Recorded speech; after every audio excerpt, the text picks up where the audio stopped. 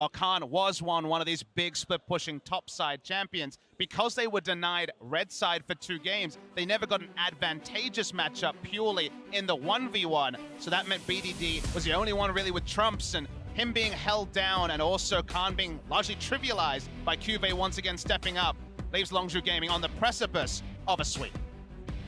And of course, as we switch sides, we have the bans look a little bit differently. Jace on the one side, and Galio actually holding up the mantle of the blue side ban here, as Xayah continues to be dropped out from Longzhu Gaming. They had first picked up the first one as a sort of denial, and now they're unwilling to give it away. Janna going to be added to that pool once again, and one final ban to come through from Longzhu before first pick. The Janna ban makes so much sense because either they'll be taking Lulu at first pick if it's available, or they can return to the Sejuani. They basically force a ban, force the hand of Longzhu, and they can just take the Sejuani that so far has looked very impressive from Ambition. Nobody's been able to punish it early on, and it's been such a big part of the initiation for this team. Ambition playing very well so far, doing a lot for the team. But Cuzz on the Jarvan might go right back to it. It just has not had that effectiveness. And you can see the priority in getting maybe a comfortable mid laner in. Of course, we know the Malzahar is still up. That was so scary before, but I feel like Taliyah can do reasonably well in the matchup. Taliyah going to be grabbed up for BDD. True comfort for him with his Galio off the table. Jarvan, I think, still likely to be an early pickup here for either Cuzz or Khan. Ultra comfort for Cuzz as well. If he does go with the Gragas, they're cycling through options here. Certainly a sort of comp that might be put together to be a very high priority on the Varus, with only the Xayah and the Kalista off the board. Yeah, Ruler definitely, in a row. Yep. Ruler definitely has performed extremely well on this Tristana. And I'm curious too, you know, whoa, actually, yeah, they're going to go right back to... If it's not broken, don't fix it. Of course, the Taliyah's gone. Crown Camp's not the same champion, but Samsung Galaxy only adapting when the champions are banned away from them more often than not. It's like, look, this composition is working. We are out team fighting, and Ambition on Sejuani's making the early game work. There's nothing wrong with this. This time around, though, as you talked about, you know, Longzhu, they can have a lot higher pressure here. They can draft for a lot more power, a lot more of that tempo control. You know, Taliyah here has been huge for BDD. We mentioned how big of an impact Crown had in the last game, but BDD during the regular season was a monster with it. And I love the point you make there, Kobe, because it felt like the Taliyah was actually the thing that allowed them to straddle the line between, hey, we're going to be really powerful in the late game fights with the Sejuani and the Taric, but also they had the double roams of the Taliyah and the Shen. Having both those things meant that Longzhu really had no time to act. So not having that here, Samsung needs to find an early game pressure point somewhere to at least stop Longzhu from just playing the standard Longzhu style at least one game in this best of 5. See what they can fix for themselves. Of course, we saw the adaptation of Gragas over Jarvan, a bit more reliable engagement. Now that Jarvan's gone, of course, as well. There's still more to be played that Khan could bring out, but they obviously know with the counter pick available for the red side for a good matchup for Khan, they're trying to get rid of the scariest options. And what it means also is it's putting Cuzz on comfort. Jarvan is away from comfort for him. They want to use the last pick as a counter pick, at least on paper, playing around with the Trundle. They're just going to lock in Trundle. I guess it could be a flex. Gorilla has played it on support, but not in Korea. We have not in 2017 had the Trundle support. But Trundle is good into Taric, melee versus melee matchup. Sure, he's not probably a sense user. Maybe he does the Bond of Stone run. That's, of course, a possibility, but we're going to know Longzhu not look at the item. So Lissandra going to come out in the mid lane for Crown. It's an old favorite. He was a big Lissandra player years ago. We have had no Lissandra outside of Cuzz once or twice. And it, again, answers that question we had before. Oh, this hard engage. You know, utilizing Taric effectively requires that you have multiple forms of this super hard engage to ensure you get this team fight. Now they've got Lissandra who can also go in with the Shen, with the Sejuani. This is, again, Samsung with a very similar strategy and kind of expecting the evolution, the adaptation of Longzhu to take away the Taliyah, yet having the answer prepared. It does mean more playmaking here on Longzhu. Of course, Prey on his comfort. Varus can start fights, BDD the same, Cuzz on the Gragas, as well as Gorilla's Rakan. So Longzhu can turn up the pace here in a matchup where it feels like they've been out-tempoed by Samsung Galaxy. Now Lissandra, let's think about it. Fell out of the meta because the effective range against most champions could really be punished. Would often look for wave clear and be wave cleared on and harassed. In this matchup, Taliyah will have early push power, but Lissandra has the teleport, has very instant zone control, either with the offensive stun or just going for the self-ult, which in the late game will be very common. So trying to match fire with fire, it still should be front foot for the Taliyah in the early game, though. And the early game, to me, is the breaking point. If this early game goes super duper even, it's looking like Longzhu, even with the Taliyah, may find a brick wall. There's so many interesting things here. With, Lissandra ultimate, she could use it on herself to buy time for a Taric ultimate to come down. If they could sync up those timers really well, that could be a good combo. But on the other side, there's a lot more control here for Longzhu this time around, with the ability to move champions around. With Gragas and Taliyah, there's a lot of displacement. So the options are definitely there, and Longzhu could kind of craft a better team fight for themselves. Absolutely. 9 champions have hard crowd control in these competitions right now. It's going to be fun watching to see who can do what. And this might be the last time we see Summoner's Rift on stream here today. The blue squad, Samsung Galaxy, in their home colors this time around. The unexpected 2-0 start against the Korean champions in Longzhu Gaming. But Ambition has had one of the series of his life right now. Great early gank pressure, good kills off in the mid lane. Crown bringing out his Lissandra now as well. Add a bit more spice. All the eyes are looking at Longzhu now. What will they show with their backs against the walls? On the precipice of being eliminated here, so surprisingly so early. Again, as you mentioned, Prey and Gorilla do have crowd control. They have initiation in their hands. These are the veteran players. The veteran players need to be drawn on in moments like these. Biggest power from that crowd control will especially be at level 6, where they can turn things on instantly, and the Cosmic Radiance, the exact zoning, the exact team fighting, the Shen reaction may not be as valuable as will be as the game goes on. So I'm looking to Longzhu to really focus what they can make happen around level 6. There's no inevitability about this game as it goes on. Minions has spawned. See, Samsung Galaxy going to look for cheeky movement in the bottom brush for now. See if they don't find anyone here for themselves, as looks like Ambition may very well start at his own blue buff. Pretty easy for Sejuani to do so. That will indeed be the start, it looks like, here for Ambition. Prey, Gorilla also going to be in a similar boat, going to lane at the very start, as Khan's Trundle, or maybe BDD's Taliyah, going to leash for Cuzz on the Gragas. He's starting Raptors already, so here comes the attempt. 2v2 in the bot lane, and no attempt to be had. A little bit of poke damage out. Stun's going to land. A couple of love taps at a CoreJJ. Flexibility to start at the advanced brush, because Sejuani, their single target ability to take camps, can equally happy start blue or red side. Does give the information to Longzhu, though. That's most likely a top side start for Ambition. An early wave clear for Crown, 6-3 in farm. Some of this, I think, being that BDD had spent a little bit of time leashing, but either way, he's going to be okay for himself. And there's level 2, the attempted poke coming around, and now CoreJJ can track the jungle pathing of Cuzz. He will walk by this ward shortly. Yeah, I love the bottom lane pushing up here, getting that deep ward.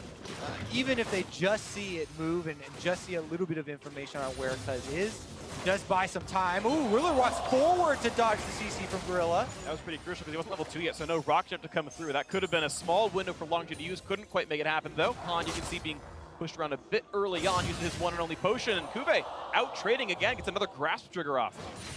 A lot of fans would have been surprised. The game plan largely today was for space control champions, tanks, or CC-wise, and Ruler really focused on with a lot of these drafts, because Prey has had the advantage over Ruler at Worlds 2017. It's been a poor tournament for Ruler after an excellent season where he was a picture of consistency and ambition. That feels good. Yeah, he gets the heal though. off it as well. Gets the stun. Here comes Crown. Cuzz gonna have to flash against the wall to get away. Looks like Body Slam wasn't quite ready for him. Bottom lane control, bottom half of the map control here early on for Samsung Galaxy. See if they can actually translate this into some extra advantages, into some gold values.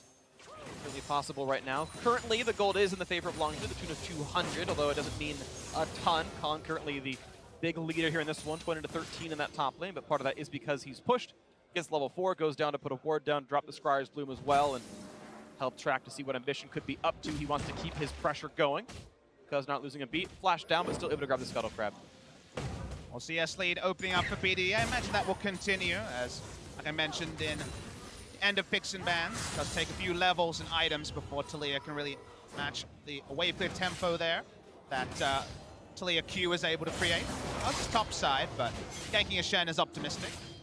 It is right now. CoreJJ again getting some deep wards across. Constantly these players trying to make sure they can track what the opposing junglers are up to when they're in Fog of War. That's when you're most afraid. And of course, all these camps right now on cooldown waiting to respawn, so nothing to be afraid of just yet. Very curious as well to see how Crown plays this lane with the teleport, because usually we'll see Lissandra, spam spells early on, try and wave clear, push out the waves very quickly, hope to get those backs off, but sometimes she'll be contested in these waves and have to use the teleport to get back to lane. Currently, though, Crown was able to get a pretty decent amount of space. Ah, there goes the teleport. So the early game teleport is forced out due to the mana issues. Ambition as well, gonna go head-to-head with Cuzz here.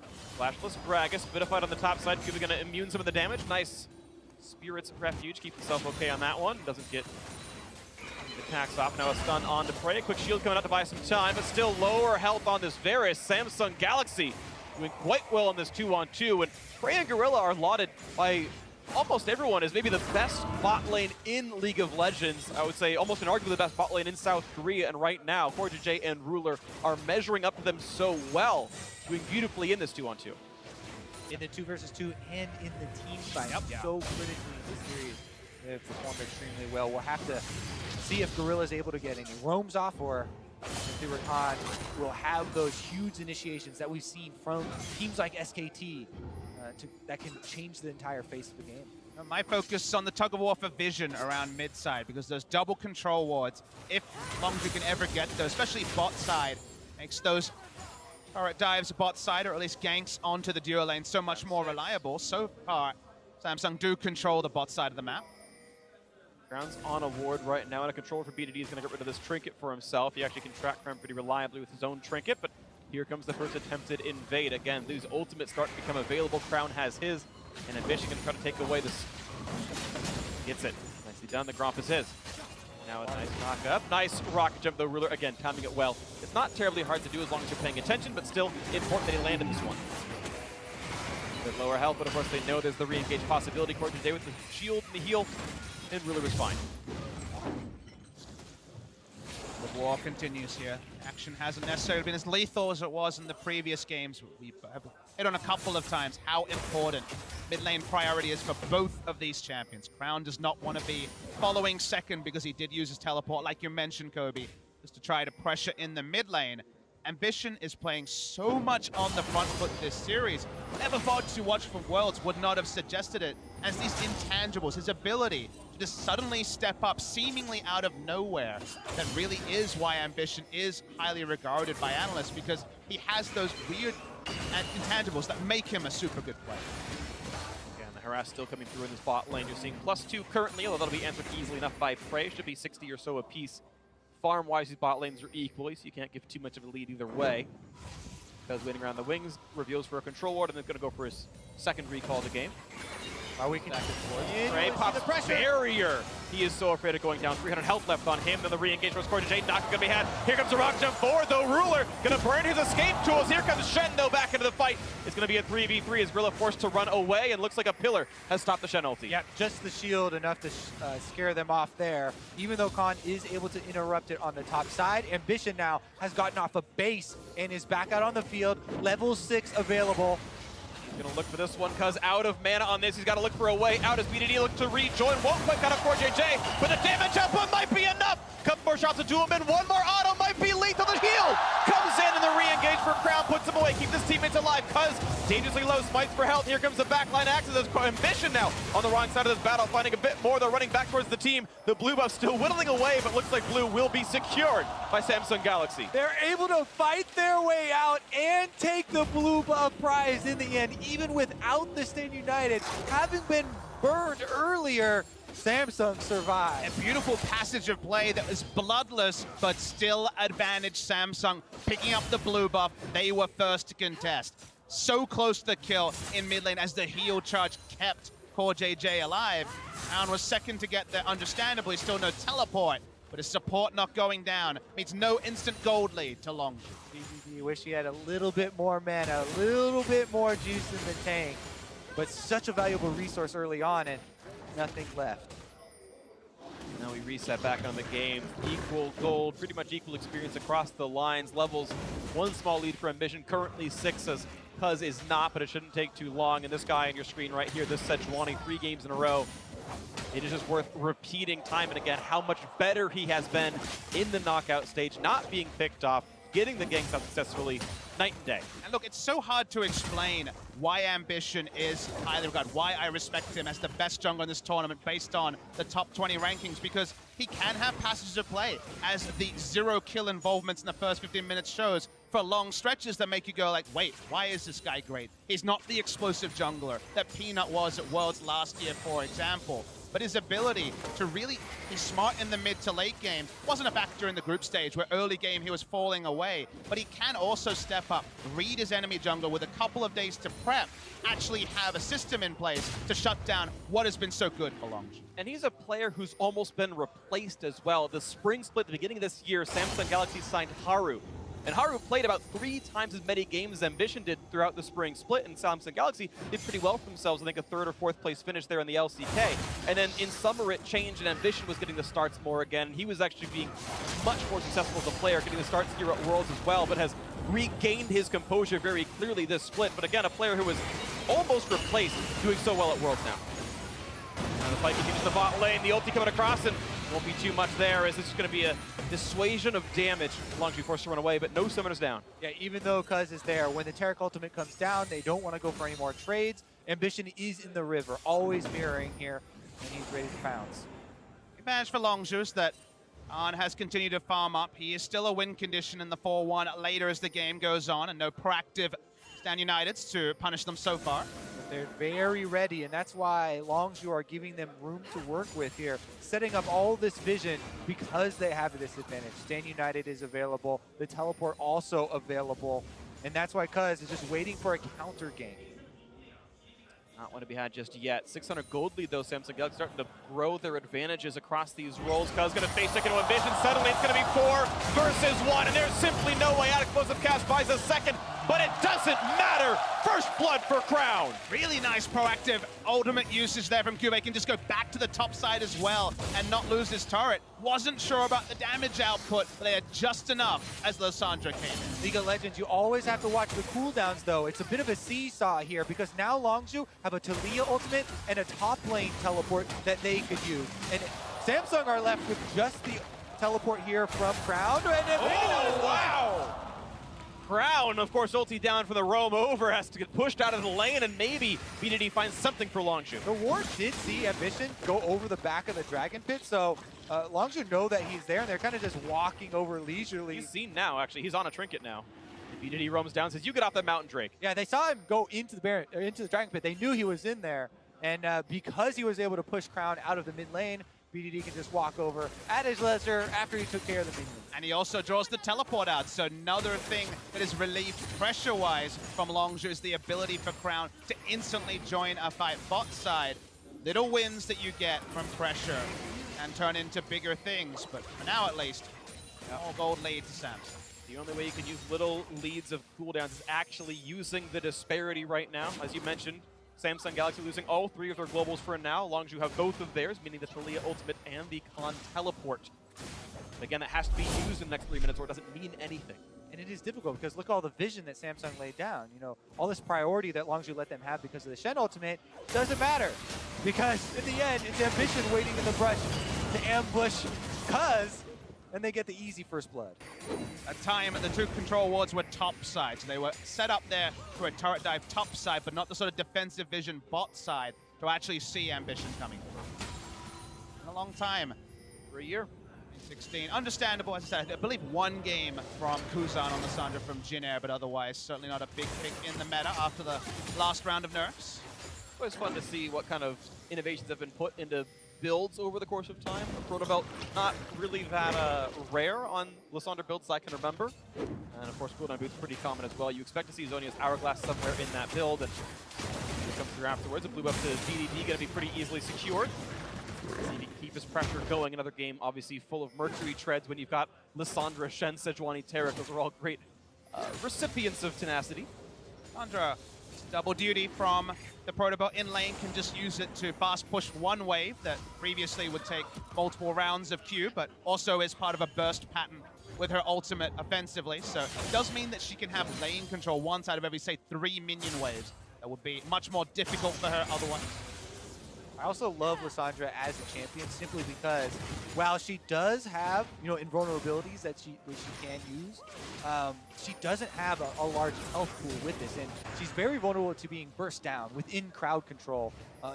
Like before you can get your ultimate off, especially if you don't have good supporting casts to help you out. Frey gonna adapt his build a little bit. Wits End first, of course, again, respecting all the magic damage burst available. Crown being the most notable version of that on the Lissandra. Wants to give that one away. Also an early Ninja Tabby to keep himself alive through the same boat.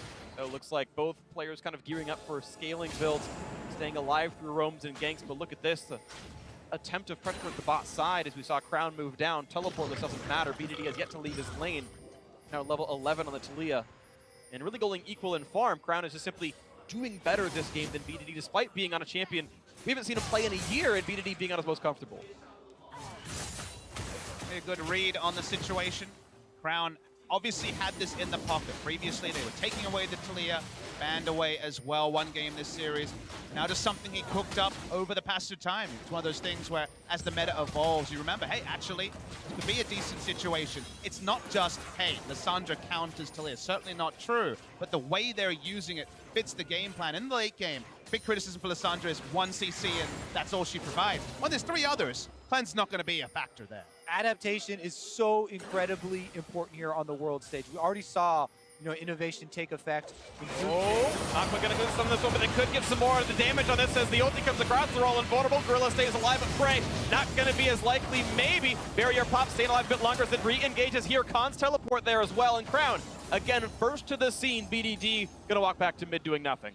Yeah, he's going to walk through wards here, and all of Samsung throwing everything down on the bottom lane should be answered pretty easily, and the defense right now, there should be no turrets going down. The big difference though, Shen obviously gets 2 globals because he has his own teleport, and with CuVee recalling and heading right back to top lane, Khan now will be left without a way to join the next fight. And we talked a couple minutes ago as, hey, BDD still has ult up. We'll wait for his next bracket play while cooldowns are down. Those cooldowns are back up. That's why we see a second phase check here. Still no momentum or movement for there to be a Weaver's Wall usage. Nice disengaged cask from Cuzz as well. Samsung, they get the flash and barrier out of Prey, the teleport out of Khan, plus control of the bottom side. So in the end, they do get an objective, not the first turret, but they do get the Mountain Drake. They were 5-1 on Summoners on that fight. We watched the top lane battle continue. Should make it 6-1. Of course, Khan uses teleport as well. So huge advantage. Mountain Drake on the backside as well. And Samsung Galaxy, every game starting to look more and more the same. They are in control from almost start to finish.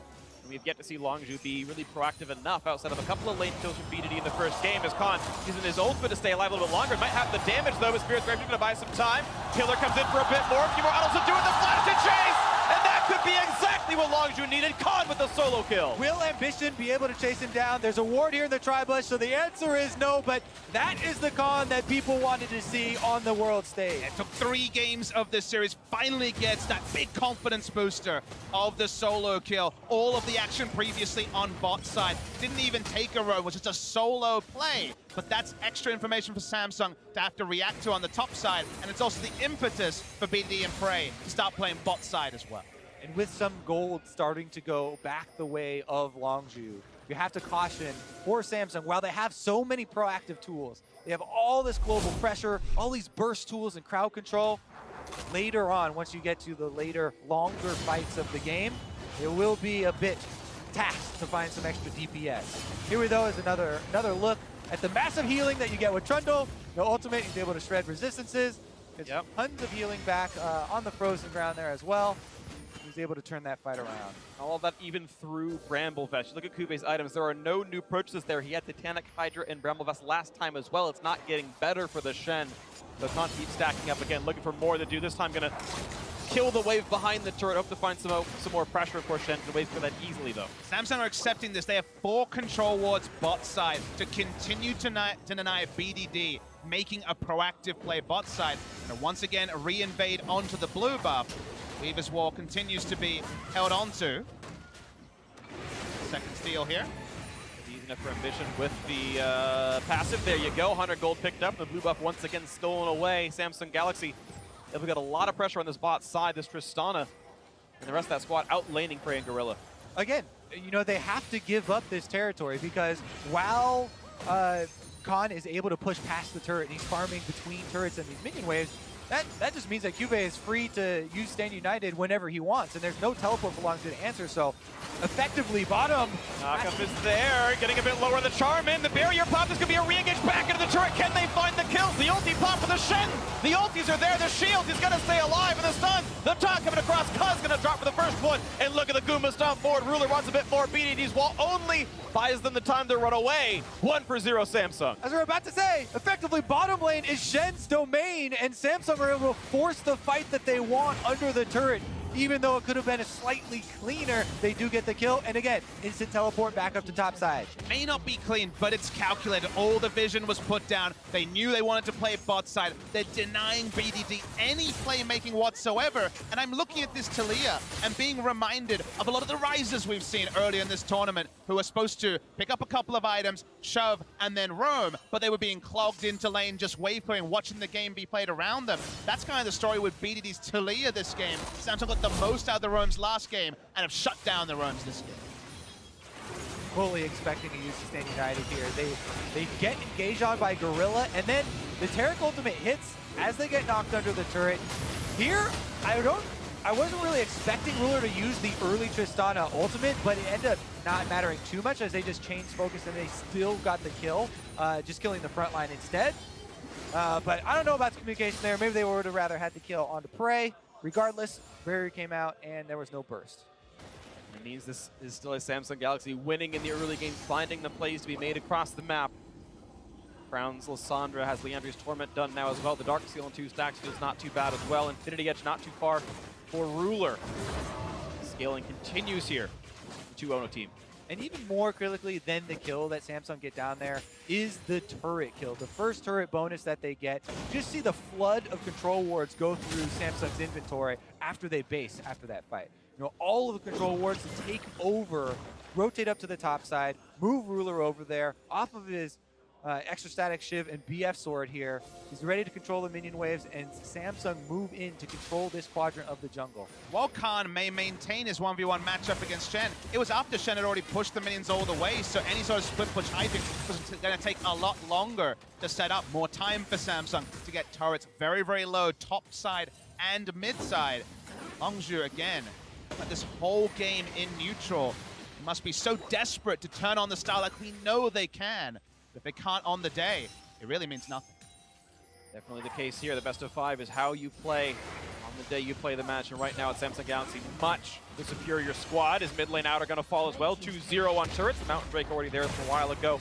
And the Infernal Drake spawning in 35 seconds. Longzhu's dual lane put to the top side, but Ruler with the static Shiv has plenty of wave. You can see even though he's literally alone 1v2 with the rest of his team 10 seconds away, there's no even attempt of an engage from Gorilla. They know that Trista is safe. They know Ruler's a good enough player, and he can do anything he wants. I do think that they should reposition him maybe for this Infernal Drake, because Samsung right now are running with so much pressure. They shouldn't give up any neutral objectives. It should be very easy for them to reallocate. There we go. We see the bottom lane going back down to the bottom side. Shen will go back to the top side. And even though this time around Khan does have teleport, they've been able to eke out this lead, as well as all the controllers that we mentioned, and take control of this Infernal. Looks like a trade though real quick. They're leaving Prey in the top lane. Now that turret was already low from all of Khan's hard work, but no one's here to help push back CuVee. But CuVee doesn't know that and doesn't want to contest for this turret, so it will be an outer turret picked off, although Samsung Galaxy almost by default do this Infernal.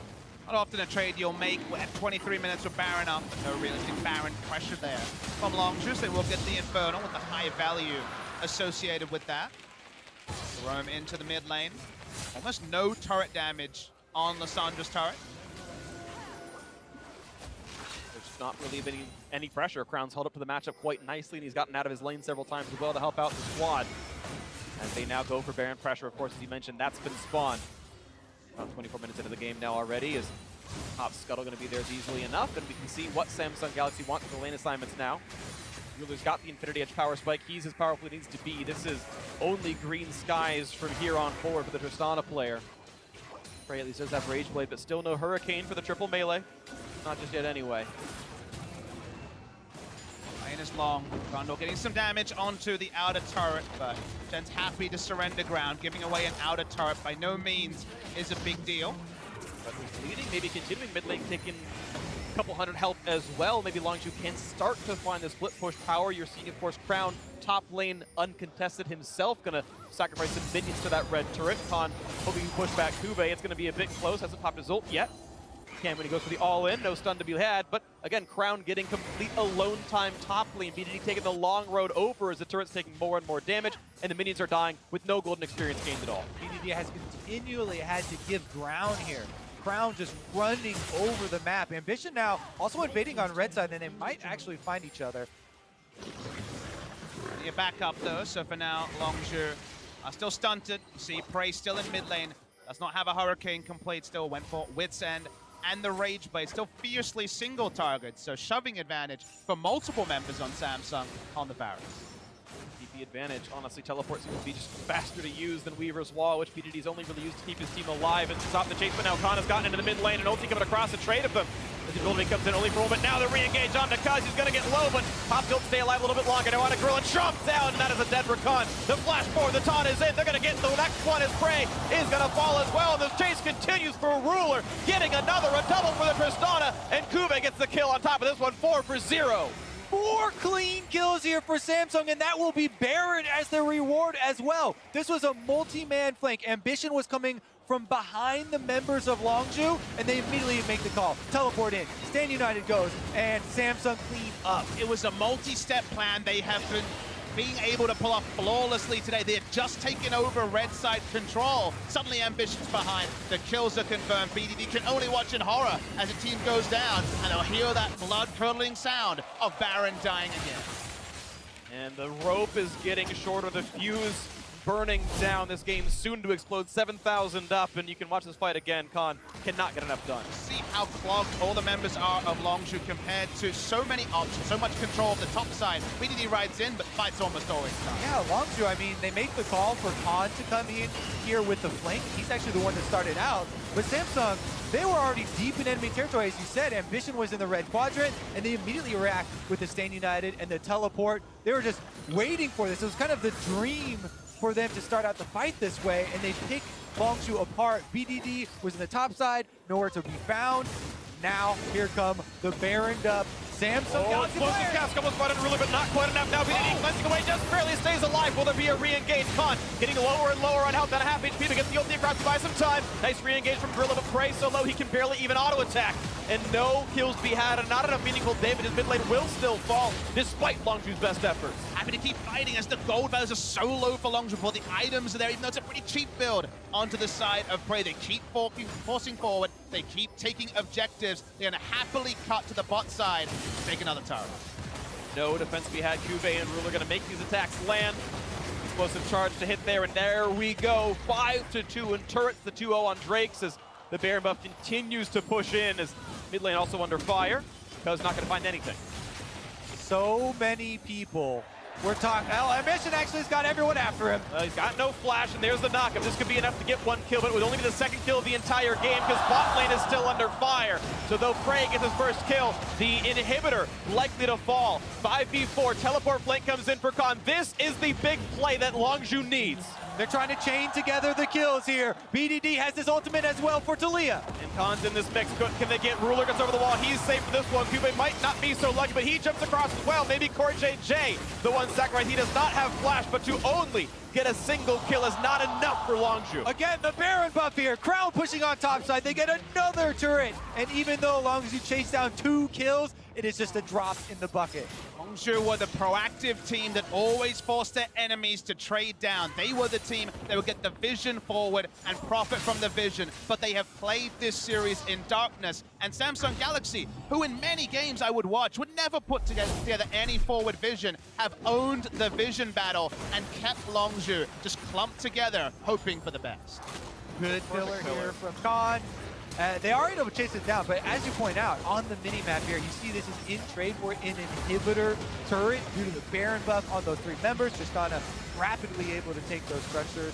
And then again, as you know, the teleport to follow. Shot calling from behind is very different to shot calling from ahead. From behind, we see the veteran squads like SKT and Samsung make things happen in longer games. But when you're ahead, it's very easy to call time. It's very easy to choose where the battlefield will be. They haven't been able to choose almost anything this series, Longzhu Gaming. And that's where some of the things we didn't see for the group stage, even for the LCK, is creeping in for the side of Longzhu. We have to revisit all of the predictions here. Longzhu, so many people are already getting excited and predicting them to be able to knock over SK Telecom. Can they win Worlds undefeated? No, certainly not the case anymore, of course, but you're right. That was the suspicion coming in. Longzhu, they win the LCK. Maybe they're the best team in the world. They're the pre-tournament favorites. Samsung Galaxy making them look nothing like that. The stun of the front line to follow up, not quite there, but the turret to fall. The prediction for Longzhu to win was the one everyone made, and what we saw at Worlds, it was the right one. But this Samsung that creeps in for the big matches, that was on display against SKT after Rift Rivals, against KT Rolster, when they were the first to run Barrier Heal Ardent Sensor in Korea. They very periodically have these reads when they need to, and this is the result. Here they go, caught outside in enemy territory. Damage out of efficient stuns have already been used. The ulti's on cooldown by now, down to 1,000 HP. A flash to get some of the people pushed around. Khan stun up, flashing away from the Taric. The re-engage, they're gonna find CuVee. A bit of damage, he's gonna go back to safety. A triple knockup for Gorilla. Is this the fight? BDD gets one. They're gonna find a second now for number 3. Can they force Samsung out? Of course, the junglers, there's no major objective to take. It's only farm for Longzhu. But Longzhu buy themselves some time, some much needed time here as they return to their base in ruins. Will not find objectives, but the game, the series will not end here. Big seismic shove from BDD partway through this. At the start, when they were wailing away on Ambition, it was looking all a bit sad. He's so damn tanky at this point. Surely nothing could happen, but these Korean teams, their fight backs can be impressive. Not many options for Longzhu, so they've got to take this opening. They fight their way out. CuVee on the outside here on Shen actually gets very low at the start of this, and once Gorilla sees his opening, the 3-member combo there opening up the kills. Once they did not have vision in the brush, so there wasn't really target acquisition for the carries. There was no good ult target for Crown either. That was certainly not something we'd expect given how the game has gone, but it was with an inhibitor down. It's the sort of mistake you can make and not give over control to the enemy, but at least the amount of tempo Samsung had is starting to slow down. It might fix the mental state as well of Longzhu, who've been nothing but losing ground the entire game, hoping to build it back up and fitting for Taliyah, try to get their ground back here on this one. 9,000 gold down, though they've got a lot of work in front of them.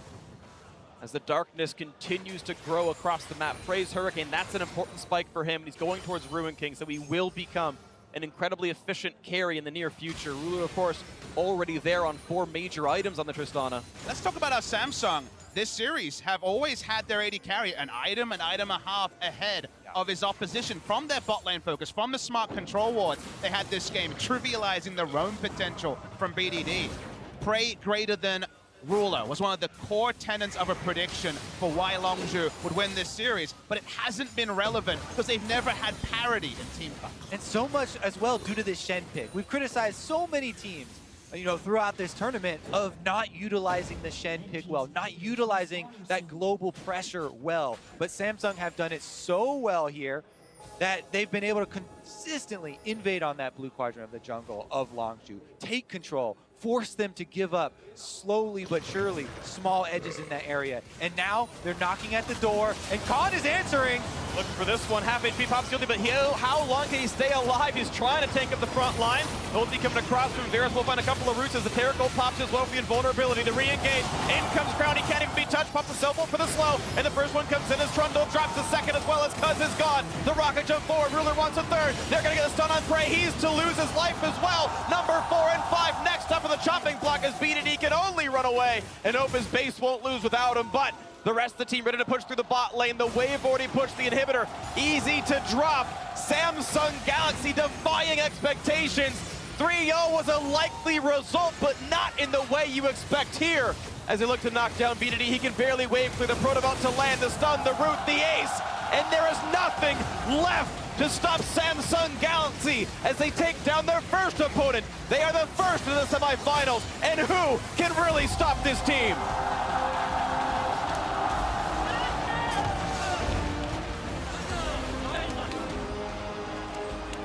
What an impressive performance. Last year's runner-up, this year coming in with so much less excitement due to the performance in summer. Some of the key members, Crown, struggling a bit, but rallying so heavily here, coming out with defined strategies, executing on different team comps, utilizing Shen so well, just so many things performing extremely well here for Samsung. And casting Longzhu, because of their upstart nature, because of their young players who had not played a lot of games together, it always felt like, even with their impressive start to the season, when would the wheels come off? When will finally a team really suss them out? In certain series, KT was able to do that, but they won the title in unexpected fashion over SKT. They make it here on such a run of form, but Samsung did have the read. I